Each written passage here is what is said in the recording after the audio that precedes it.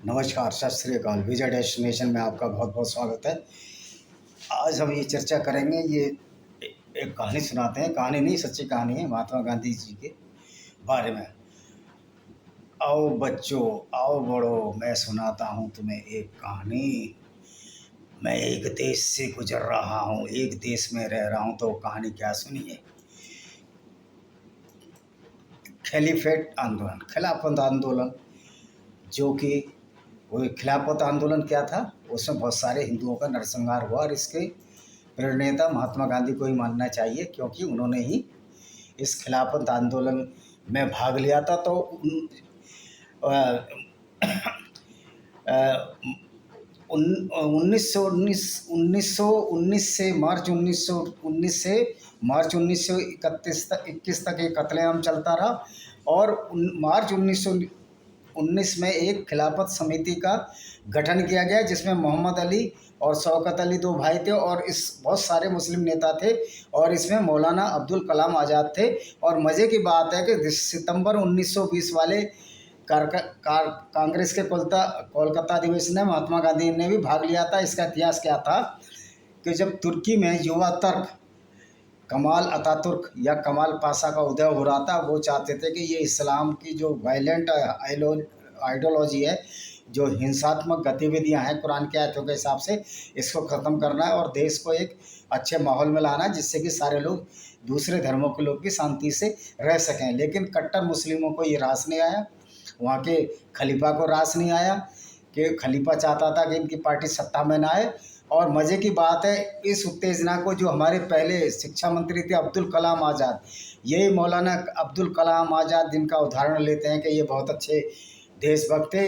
ये आदमी मक्का में पैदा हुआ था, और मक्का से कौन सा देशभक्ति का संदेश निकलता है सिवाय इसके कि काफिरों को मारो और उनकी स्त्रियों के साथ बलात्कार करो, क्योंकि कुरान और जो मोहम्मद साहब थे वो मक्का की ही उपज हैं। बहुत सारी आयतें मक्का में ही लिखी गई थी। तो ये वहीं से ये उपदेश लेकर आए थे, जो कि मानवता के खिलाफ था और पूरी हिंदू कम्युनिटी के खिलाफ भारत के संदर्भ में था। तो इसमें जो मज़े की बात है, जो आज हमारे हिंदू भाई ये हमदर्द का रूह अफ़ज़ा खरीद रहे हैं, ये जो हमदर्द का रूह अफ़ज़ा है, इसने भी फंडिंग की थी इस खिलाफत आंदोलन में, कि हम जो है तुर्की का बदला जो है यहाँ इंडिया में हम एक आंदोलन चलाएंगे, क्योंकि ब्रिटिश सरकार भी कमाल अतातुर्क या जो पासा है उनको डेमोक्रेसी के लिए प्रोत्साहित कर रही थी। तो गांधी जी ने इसको, ये एक शुरू में अहिंसात्मक आंदोलन था।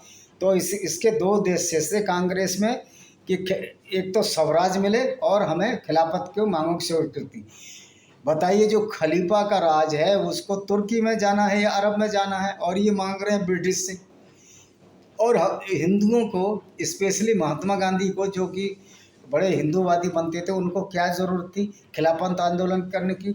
ये उसी खिलाफत आंदोलन का साथ दे रहे थे, उसी इस्लाम का साथ दे रहे थे जो काफिरों के मारने की बात करता है, उनके मंदिर तोड़ने की बात करता है, और उनकी स्त्रियों के साथ बलात्कार करके उनको वैश्यालय में बेचने की बात करता है। अगर ये धर्म है तो फिर अधर्म क्या है, ये मुझे मुसलमान भाई बता दें। हमारा मुस्लिम भाइयों से फिर मैं बोल रहा हूँ, कोई भी विरोध नहीं है, लेकिन ये कुरान की जो वायलेंट या हिंसक आइडियोलॉजी है, डॉक्ट्रिन है या प्रिंसिपल है, उसके खिलाफ हमारा पुरजोर है। क्योंकि एक समय आ गया है, अगर हम इसको नहीं डिस्क्लोज करेंगे तो जो हमारी आगे आने वाली पीढ़ी है इस चीज़ को समझेगी नहीं। वो सोचेगी कि इस्लाम में बहुत शांति है, जो कि अब तक सबसे बड़ा झूठ बोला जा रहा है। इस्लाम में कहीं भी शांति नहीं है।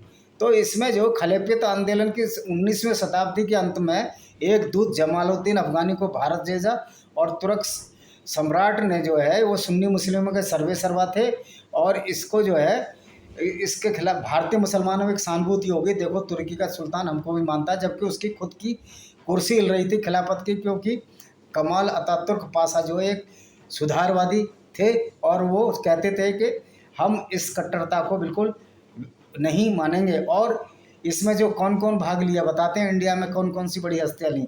एक प्रमुख ऑक्सफोर्ड शिक्षित मुस्लिम पत्रकार मौलाना मोहम्मद अली जौहर, वही जौहर जिसके नाम पर अब रामपुर में एक यूनिवर्सिटी बनी हुई है, जिसको योगी जी ध्वस्त कर रहे हैं, जो कि वो तुर्की मुसलमानों की ही, ये तुर्क के लिए लड़ रहे हैं। वहाँ जितने भी मुसलमान हैं तुर्क हैं, वो उन्हीं की ज़मीन इसने हत्याई है। आज़म खान ने रामपुर के अंदर ये जाके मालूम कर लो। और ये तुर्की के जो लड़ने की बात कहते हैं, तो ये खिलाफत जो एक पंथिक आंदोलन नहीं था, परंतु ये क्या था कि तुर्की अपने मुसलमानों को एकजुट कर रहे थे। और मोहम्मद अली जिन्ना, जिसको कायद बोलते हैं, कायद अली जिन्ना बोलते हैं पाकिस्तान वाले, वो निपटी, कपटाचारी, धूर्त, हिंसक, वायलेंट और एक धर्मांध मुस्लिम था। और वो इस्लाम की उसी विचारधारा को मानता था, जो कि एक ही विचारधारा है इस्लाम की। वो विचारधारा काफिरों को मारना, उनके स्त्रियों के साथ बलात्कार करना, उनके मंदिर में या पूजा स्थल तोड़ना। तो ये विचारधारा एक ही विचारधारा, और जो कि इन विचारधाराओं पर चलेगा वो आतंकवादी है। तो अगर सब अक्षरश इसी विचारधारा पर चलता है कोई भी मुसलमान कुरान की, तो वाकई आतंकवादी है, दूसरों की जान को लेने के लिए कुरान कहती है। तो ये स्वराज आंदोलन फिर ऐसे, लेकिन हुआ क्या कि जो ये असहयोग आंदोलन जो है, खिलाफवादी, ये जो खिलाफतवादी आंदोलन था, असहयोग जो आंदोलन था ब्रिटिश सरकार के खिलाफ, उसके ऊपर भारी पड़ गया। और मज़े की बात यह है कि इसमें महात्मा गांधी भी इसमें जो है भाग ले रहे थे, जबकि उनको कोई ज़रूरत नहीं थी। तो ये कांग्रेस नेता मोहनदास करमचंद गांधी और खिलाफत नेताओं ने खलीफा और स्वराज के लिए एक साथ काम करने का वायदा किया। ये गांधी जी की बिल्कुल ही दूरदर्शिता थी। उसके फलस्वरूप क्या हुआ, उसके पर नेताओं ने सामाजिक कार्यक्रमों को बढ़ाने के लिए जामिया मिलिया इस्लामिया की स्थापना की, जो कि अभी आपको दुख दे रहा है। इसमें कौन थे? डॉक्टर अंसारी, मौलाना आज़ाद, हकीम अजबल खान जैसे लोग थे। और उसके बाद क्या हुआ, उसके बाद ये हुआ कि ये जो आंदोलन जब शुरू हुआ, तो उसमें जो है केरल के लोगों ने कहा कि हम आंदोलन में भाग नहीं लेंगे, और आंदोलन में जो भाग नहीं लेंगे तो ये मुसलमानों को बहुत बुरा लगा। और फिर तो उसके बाद क्या हुआ कि उनमें आपस में लड़ाई छिड़ गई, और लड़ाई छिड़ने के बाद मुसलमानों का बहुत कत्लेआम हुआ, और इतना कत्लेआम हुआ कि खून की नदियां बह गईं। और ये किताबों में कहीं नहीं बताया जाता है। और भाई खिलाफत आंदोलन में भाग लेने का क्या आवश्यकता थी? इतने हिंदुओं को तुमने केरल में मरवा दिया और मुपला कांड करा दिया। और बाबा साहब अम्बेडकर ने कहा था कि ये गांधी जी की सबसे बड़ी भूल थी जो खिलाफत आंदोलन में भाग लिया। एक्चुअल में गांधी में सोचने समझने की शक्ति नहीं थी, वो वही काम करते थे जो नेहरू और उसके परिवार के लिए फ़ायदे को हो। अब उसके बाद इन्होंने क्या किया, ये महात्मा गांधी की बता रहा हूँ, ये क्या किया, फिर कलकत्ते में एक डायरेक्ट एक्शन हुआ जिसमें दंगा भड़का, और महात्मा गांधी उस नोयाखाली दंगे में भी वहाँ कुछ नहीं कर सके। इनके हाथ नील बटे सन्नाटा लगा कि उनकी कुछ चलती चलाती नहीं थी, इनको कोई पूछता नहीं था, लीग वाले इनको पूछते नहीं थे, और ये उनसे मुसलमानों से बहुत डरते थे, डरपोक किस्म के ये आदमी थे। और लोग कहते हैं कि इसने हमको आज़ादी दिलाई। और दूसरी बात ये है कि अभी जो तीसरा जो एक दंगा और हुआ था, उस दंगे के बारे में भी हम चर्चा करेंगे। पहले हम ये बता देते हैं आपको कि गोधरा का कांड जो हुआ था, जब 27 फरवरी या 17 फरवरी 2002 को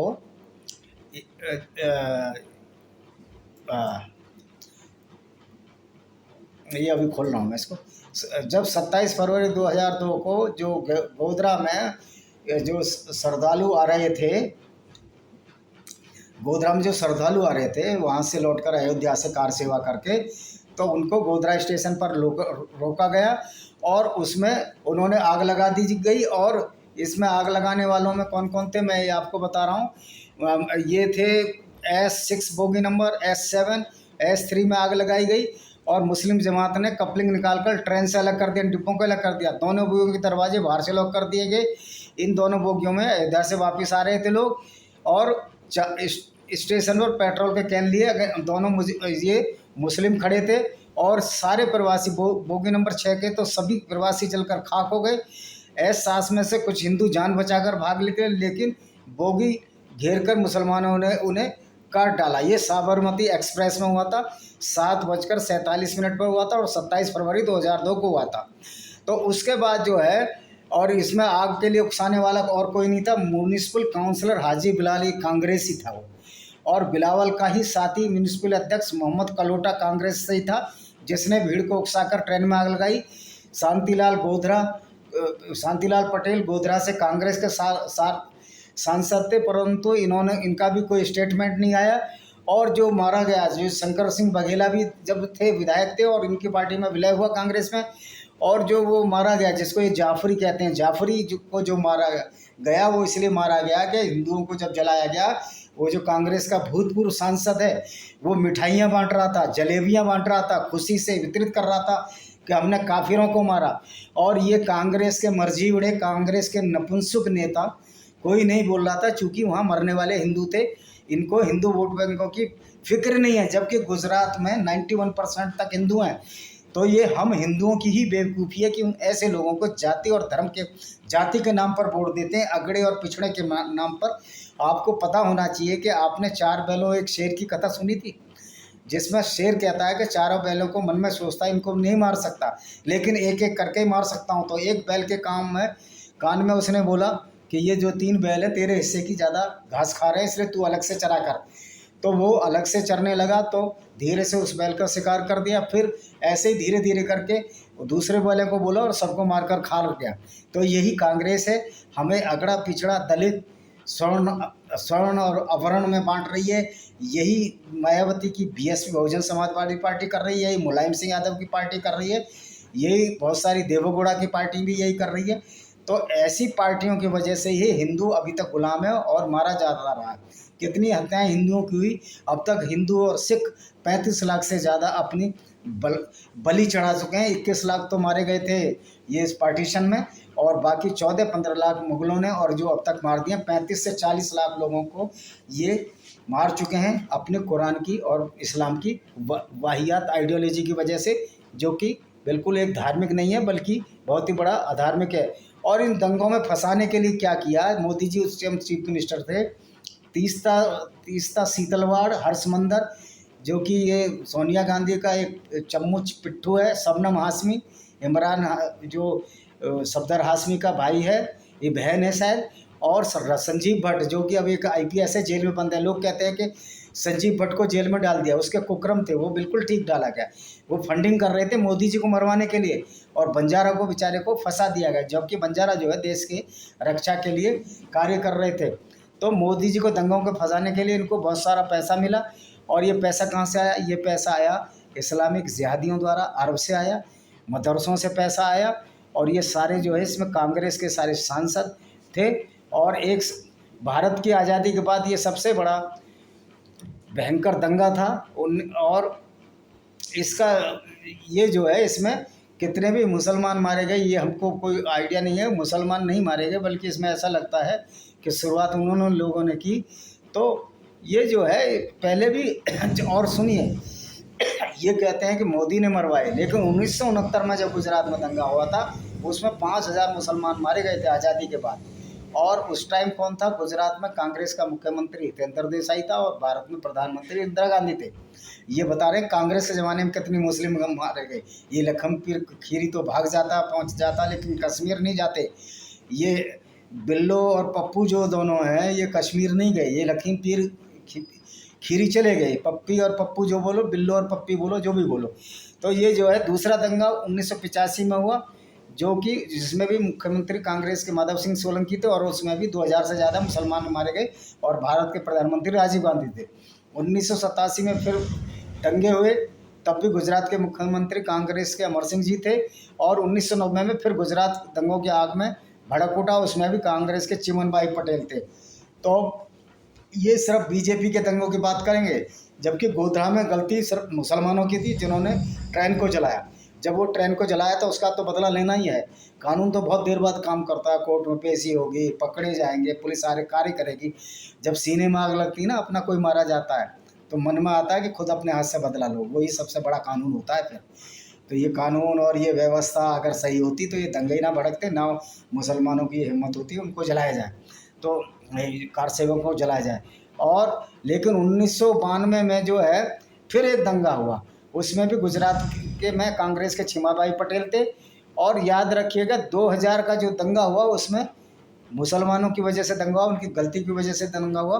और जो ये कहते हैं कि सेकुलर पार्टी, मैं कहता हूँ जिस पार्टी में मुसलमान है वो सेकुलर को मानेगा ही नहीं, क्योंकि ना कि कुरान सेकुलरवाद को मानती है, ना अन्य पार्टियाँ, ना इस्लाम ये इजाज़त देता है कि मुस्लिम जो है सेकुलर हैं, और सेकुलर रहना और उनको भाईचारा रखना कि कुरान की खास आयतों में लिखा हुआ है। अब गांधी जी की एक बात की और चर्चा करते हैं कि गांधी जी कहते हैं ये सत्यवादी थे।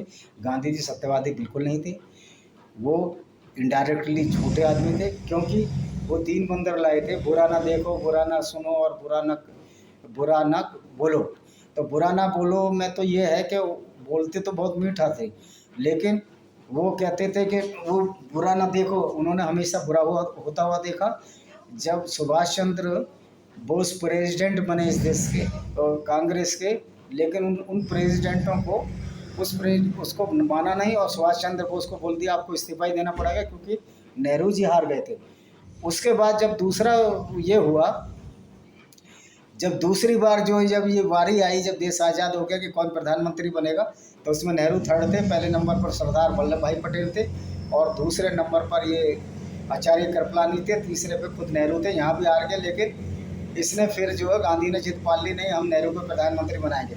मतलब जो सच्चाई को स्वीकार नहीं कर रहा, तो इसका मतलब ये है वो सच्चाई को देख भी नहीं रहा है, और वो झूठ सच्चाई को दबाने की कोशिश कर रहा है। तो इसलिए इनडायरेक्ट रूप से गांधी जी झूठे थे और सच्चाई पर चलने वाले नहीं थे, और बुरा वो भले ही ना बोलें पर बुरा करने वाले ज़रूर थे, जिसकी वजह से देश जो है आज इस गड्ढे में चला गया। हजारों लाखों हिंदुओं और सिखों की हत्याएं हुई।